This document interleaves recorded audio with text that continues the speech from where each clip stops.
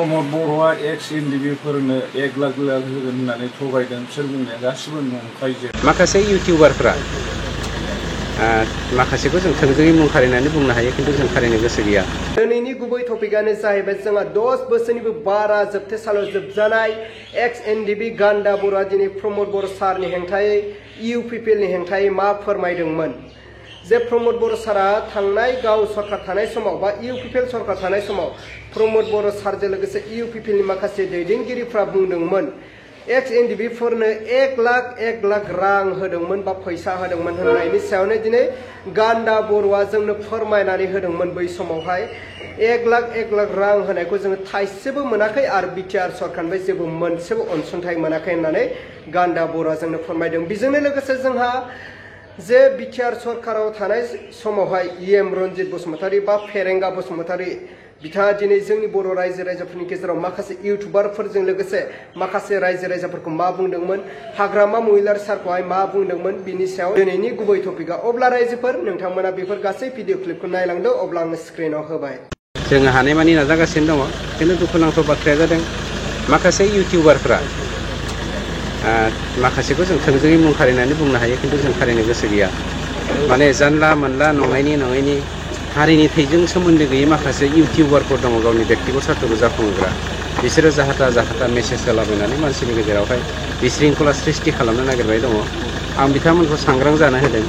हारिनि थाखाय मावनो नागिरदोंब्ला आरो हारि मावनायजों लोगोसे गावनि उदैनिबो सोमोन्दो दंब्ला मोजां मावथों, नङाब्ला बे हारिया खहा जायो। बेखौ सांग्रां जानायानो रिलिफ। हाग्रामा 5টার বেশি আমি নিদিম, বাকি 32টাটো আমি ল'ম। हाग्रामा महिलारी কি হবে? হাগ্ৰামা মহিলাৰী মানে এইটো অতীত হৈ গ'ল। উম লৈ থকা মুৰ্গীয়ে যেতিয়া কণীটো গেলি যাব সেই কণীটোৰ প্ৰয়োজন বুলি ভাবে। 22 বছৰ হাগ্ৰামাই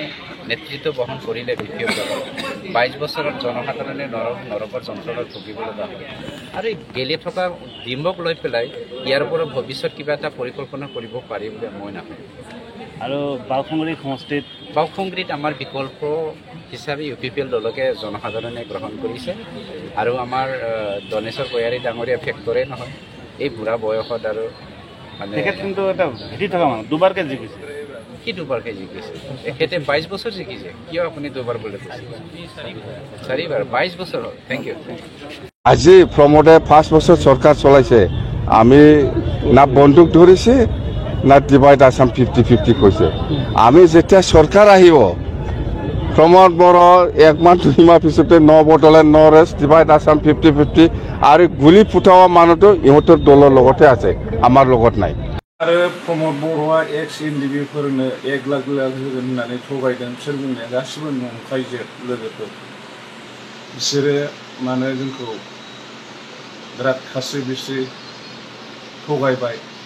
जों बिराद दुखु मोनबाय एक्स एनडिबिफोरा। बिथांमोनखौ जों हुसियार खालामदों, जुदि नोंथांमोननि बेबादि बाथ्रा बुंनायजोंनो सोरबा गोदाव सोराव लाइमोनफ्रा जौ लोंनानै खालामो ना माजों खालामो, दिनै बेबादि माखासे गोसो थुलुंगानाय मोनदों। दा बेनिखायनो आथिखालनि दैदेनगिरि जोंनि दिनैनि एबसुनि आफादगिरि मानगोनां दिपेन बर' बिथांजों लोगोसे आरो जोंनि एबसुनि जेसेबां जेनेरेसन दिनै एबसुनि बारग' आफादगिरि जालांबाय, गाहाय नेहाथारि जालांबाय, आनसलिक जिल्ला दालाइसा गुबुन फर्जानि दैदेनगिरि जालांबाय, बिनि उनाव सोरबा राजखान्थि खालामबाय। नाथाय नोंथांमोना मा खालामदों बर' हारिनि थाखाय? नोंथां सानैया अमर सिंह आरो दावराव देख्रेबमोना बर' हारियाव मा कन्ट्रिबिउसन लाबोदों, नोंथांमोना बेखौ दिनैनि हारिनि गेजेराव नोंथांमोना बेखेवनानै होगोन। दुलाराय बर' फरायसा आफादनि दिनै गोथार मोनसे आफाद, बे हारिनि मोनसे मोखां आफाद हिसाबै दिनै बर' हारियाव गुबुन जेंनानि सायाव जुजिलांनो थाखाय जोनोम मोननाय, जोंनि हारिमुनि बिथिङाव जोंनि सोलोंथाइ, जोंनि समाज फोसाबनाय, जोंनि रांखान्थि फेहेरनाय, दिनैनि आथालनि दुलाराय बर' फरायसा आफादा जेबो कमप्रमाइज खालामाखै। जोंनि पलिटिकेल अधिकारनि सायाव राजखान्थियारि अधिकारखौ बड'फा उपेन्द्रनाथ ब्रह्मआ जिबादि लामाखौ दिन्थिलांबाय, बे लामाजों हान्थिनानै जेरैखि जाया बर'फोरनि राजखान्थि अधिकारखौ जाफुंहोनांगौनि बिबाना दिनैनि आथालनि बर'फोरनिनो बिबान। दा बेनिखायनो मानगोनां नोंथांमोन आरोबाव खेबसे बर' रायजोआ जों साबधान जानांगोन, बर' रायजोआ जों मिथिजोबनांगोन जे दिनै जाय मानसिफ्रा न' सिङाव थानानै बर' हारिखौ दाफ्लांनो नागिरग्रा, जाय मानसिफ्रा दिनै मिडिया प्रेस मिट लिंनानै एबसुखौ दुसिनाय, एबसुनि दैदेनगिरिफोरखौ दुसिनाय फान्दायनानै बायदिसिना खैसार खालामनाय बिटिआर गोरोबथाखौ दुसिनाय दिनै बिथांमोना बर' हारियाव बेसेबांबा आन्दोलन फिरि जानायनि उनाव जोंनि गेजेराव मुंख्लं जालांबाय जोंनि गेजेराव जिउ बावलांबाय बिथांमोननि जेबो मान सन्मान दोनालासिनो दिनै सासे सानै मानसिया आफादखौ दुसिनाय बर'नि गोरोबथाखौ दुसिनाय बर'नि गोरोबथानि सायाव खैसारि राजखान्थि खालामनाय बेफोरनिफ्राय गोजानाव थानांगौ मानोना बर' हारिया दिनैनि दिनाव जों गासिखौबो नुबोबाय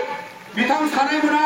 जेब्ला बड'लेण्डआव गावजों गाव बिदा फंबायनि गेजेराव 2007, 8, 9 बुलाय सोलायाव बेसेबां बर'नि बावहाय लाइमोनफ्रा जिउ खहा जादोंमोन गोरों गोराया गावथारजादोंमोन बुथारजादोंमोन नोंथां सानैया बाहाय उन्दुनानै दङमोन बहा उन्दुनानै दङमोन नोंथां सानैमोना आरो बे समाव जोङो दिनै बेफोरबादि थासारिखौ नोंथांमोना दिनैनि दिनाव गोसोआव ला नोंथांमोननि न'आवबो गाग्लोबनानै गोहो दं गोसो जायोबा दिनै जों बड'फानि सार्थआव नोंथांमोननियाव अयथासारखौ जों नुया आरो बिनि थाखायनो दिनै जोङो बेवहाय बड'फानि बे थानसालियाव थानानै बड'फानि मुसुखानि खाथियाव थानानै जों अराय माहारिनि गोजोनखौ हास्थायनानै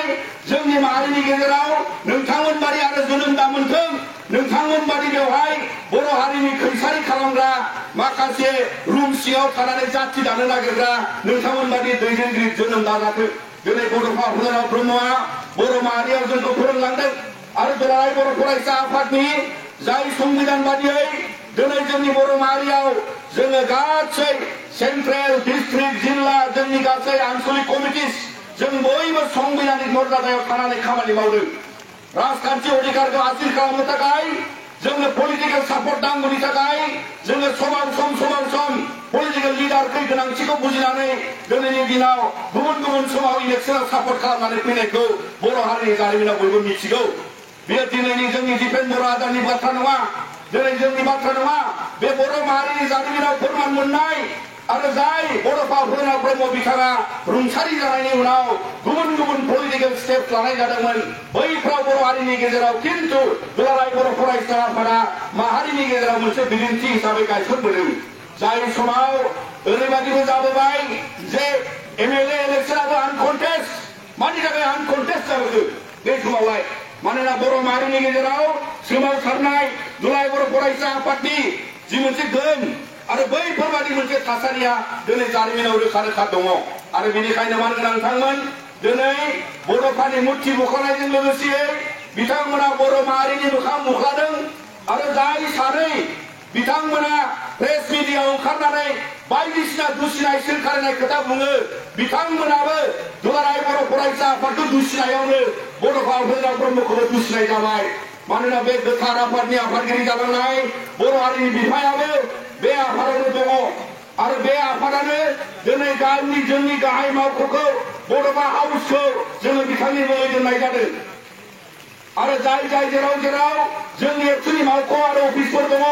बैफोर जायगाफोराव गासिबो गेदेमा दैदेनगिरि बिथांमोननि मुङैनो दिनैनि दिनाव बर' माहारियाव दिनै हारिनि मोनसे माहारियारि बाथौ गायसननायनि द्वारा खान्थिजों दिनै दुलाराय बर' फरायसाफोरा खामानि मावदों दा बेनिखायनो बे